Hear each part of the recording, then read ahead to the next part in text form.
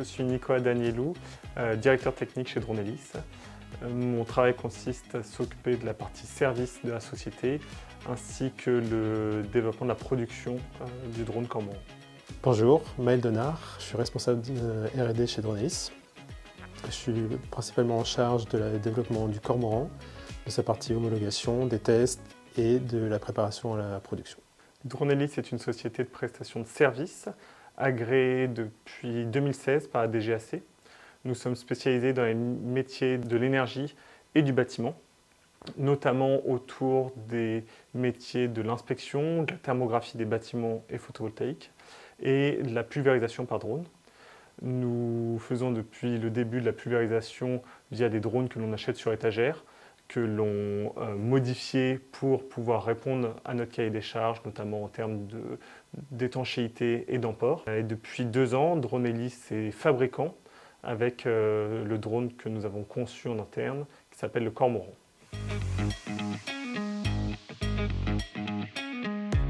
Le Cormoran a été développé en 2 étapes. Une première étape sur le cahier des charges, afin de développer un drone qui corresponde à nos besoins et passer d'un drone sur étagère à un drone complètement développé par nous. La deuxième étape est arrivée avec l'échéance fin 2025 de la réglementation européenne, qui impose notamment sur les drones C5 d'afficher le niveau sonore. Dans ce cadre-là, on a effectué des tests de niveau sonore au LNE afin de déterminer ce niveau de puissance sonore.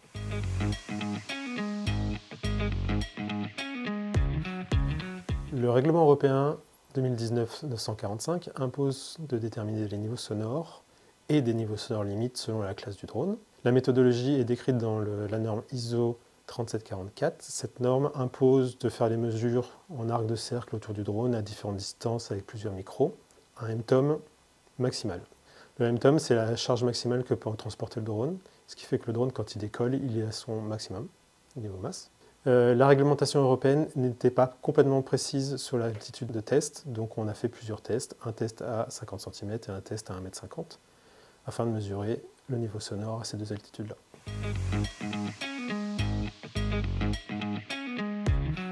Ce que l'on a apprécié au LNE, c'est leur adaptabilité, car ils n'avaient jamais fait de test de niveau sonore dans le milieu du drone, mais leur expérience dans tous les autres domaines leur a permis de s'adapter rapidement au cahier des charges dédié au drone. Également, nous avons apprécié leurs compétences techniques. Ils nous ont accompagnés sur le décryptage de la norme et mis à disposition tout le matériel nécessaire à la captation du niveau sonore exigé dans cette norme.